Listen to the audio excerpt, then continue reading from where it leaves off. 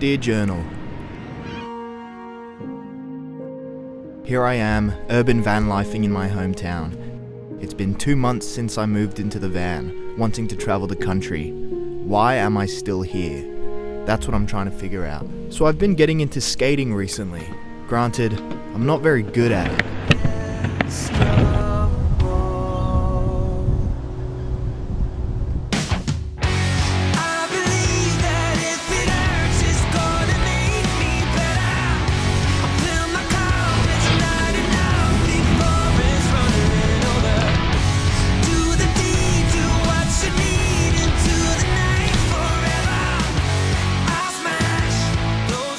So I was cruising down this path today and I had this feeling. It's weird. It feels like my soul longs for this certain adventure and freedom.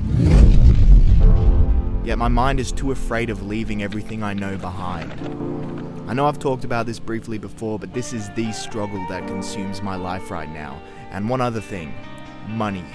Damn, is it nice to have a secure job where you get paid each week. But it isn't that easy when you'll be on the road 24/7. I've realized both my issues actually fit into the same category.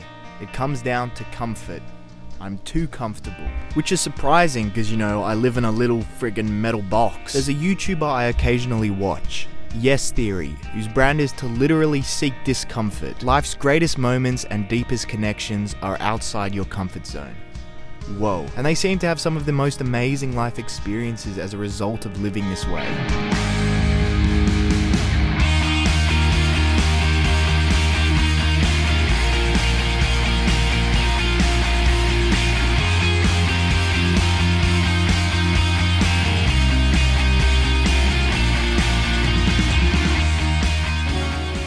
Holy fudge sticks. I haven't deliberately stepped out of my comfort zone in a while, besides living in a tree for a night, but that's about it. So I decided to make a list of uncomfortable things related to leaving my hometown. Number 1, loneliness. Number 2, lack of income. Number 3, well, that's it. That's everything. And these could both be solved by one simple answer. Fuck it and go. But that's something my mind just doesn't want to acknowledge right now, that I could just do it and deal with these issues as I go instead of trying to get my life exactly how I want it to be before I begin doing anything. Yep, I'm a perfectionist. That's something I realized while making this journal entry as well. I'm trying to get my life perfectly in order before I take a risk, but I know that'll never happen because perfect doesn't exist.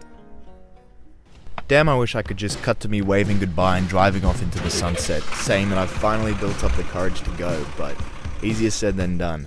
I'm just waiting for that point now, whether I'm stopped in traffic, at work, or in a car park where I've just had enough and that want for adventure finally overrides the fear of leaving.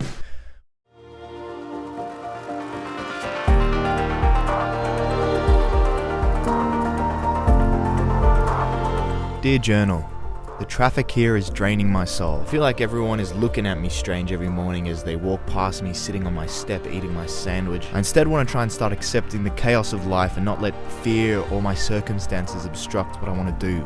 The adventures and the freedom, the discomfort. I woke up this morning for the sunrise to get some shots in frickin' winter. That's some discomfort. I've never wanted to cry more than the 30 seconds after I ripped the blanket off in bed though. Not exactly leaping out of a helicopter, but it's a start, and I had a freaking good day because I got up for that. Maybe these guys are onto something. Only way to find out is to keep trying. Would you call me on the midnight train? Will you come over when nothing's right? So I've decided I want to get up for the sunrise every day, to make myself just a little uncomfortable and see what happens.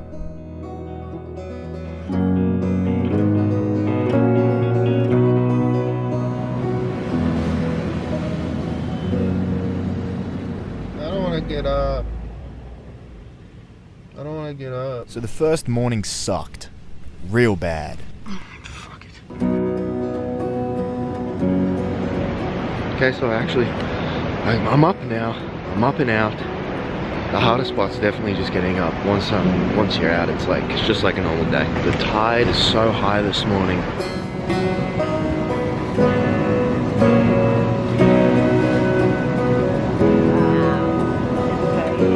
So this morning was definitely worth the early wake up. I felt like I actually accomplished something because I fought off the insane urge to just stay in bed and sleep. I feel like the rest of the week's going to be a lot easier now because I know the view's going to be worth it once the discomfort's over. I also got a morning coffee because the sunrise just doesn't seem right without it. Damn, these waves are ridiculous. Starting to feel like I'm glad I got up though, because the tiredness is worn off and it's more like just bliss because it's beautiful with the sun. I'm feeling better for the day.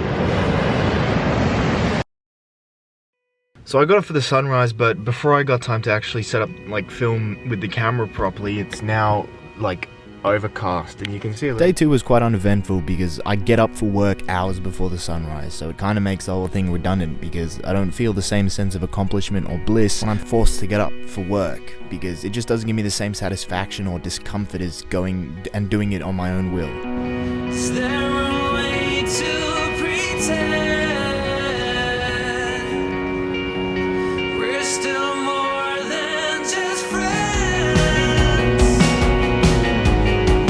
Day 3 was a lot easier than day 1. I felt more tired, but it was just easier to muster up the courage to actually get up. And plus, morning coffee round 2, baby. Day 4, I was at work again, but as always, I was up for the sunrise, so let's not talk about that. Not gonna lie, it's getting easier. I thought it would get harder because I'd get more tired, but it's actually getting easier to get up and actually get out and have a look at the sunrise.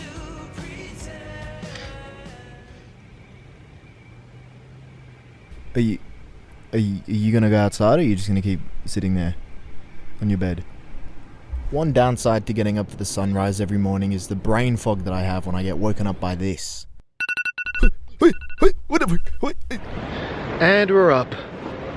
It happened quicker than I thought, but after 5 days, the discomfort's kind of faded, and it feels like this has become the norm now, which is sick because it proves the point that if I keep building up my discomfort, it'll all get just a lot easier to do. There was Taylor here last week. A lot of Taylor. They were jumping, mate. They were jumping. God, do I love Australia. Dear Journal, everyone I know says it'll be one of the best experiences of my life. I just hope my fear doesn't get in the way of letting that happen. I won't let that happen. Hide my